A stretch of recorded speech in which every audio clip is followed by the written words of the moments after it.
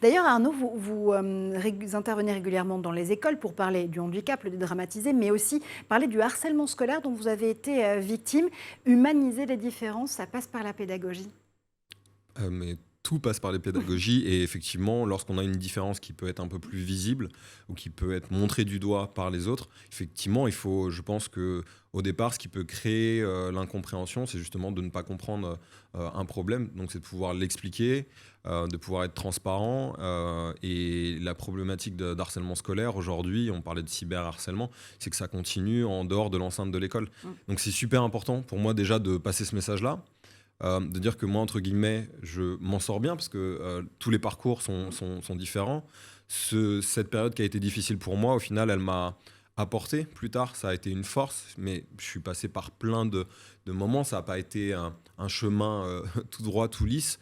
Et puis de montrer que justement, on peut réussir. Et moi, j'essaie de l'utiliser de manière vertueuse et positive aujourd'hui lorsque j'interviens dans les écoles.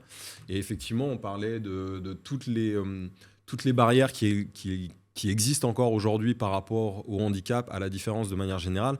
On est en retard en France par rapport à d'autres nations, notamment nordiques, même les Anglais.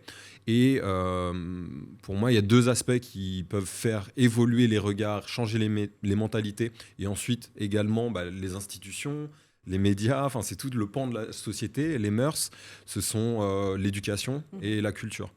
Et le sport, je l'inclus également dans la culture. Le sport, c'est un moyen d'expression. Et au final, lorsque vous allez voir des athlètes paralympiques qui vont être médiatisés, donc là, on a les Jeux paralympiques qui vont bientôt débuter à Pékin.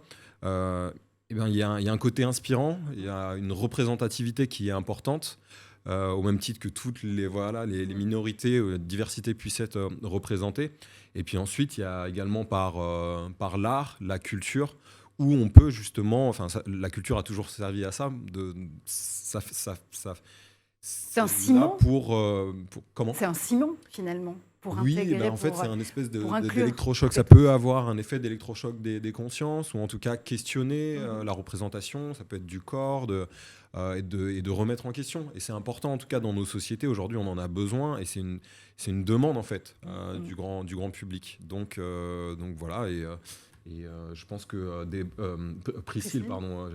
Priscille, par son art aussi et par ce qu'elle fait, elle permet encore une fois de casser des stéréotypes et à des personnes qui sont derrière leur écran, qui vont la lire, de se sentir plus représenté, de dire en fait moi aussi je peux y arriver. Et ça, c'est quelque chose vraiment de très important parce qu'il y a 2 fois plus de chômage chez les personnes qui sont en âge de travailler et qui sont en situation de handicap. Donc ce sont des problématiques qui sont réelles. Il y a énormément de freins.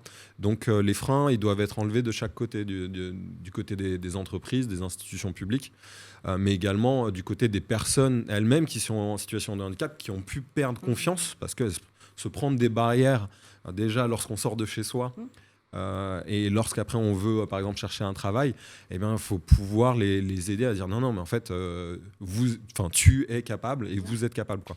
Donc il y a beaucoup de travail et encore une fois c'est la pédagogie qui est essentielle à ce niveau-là, je pense.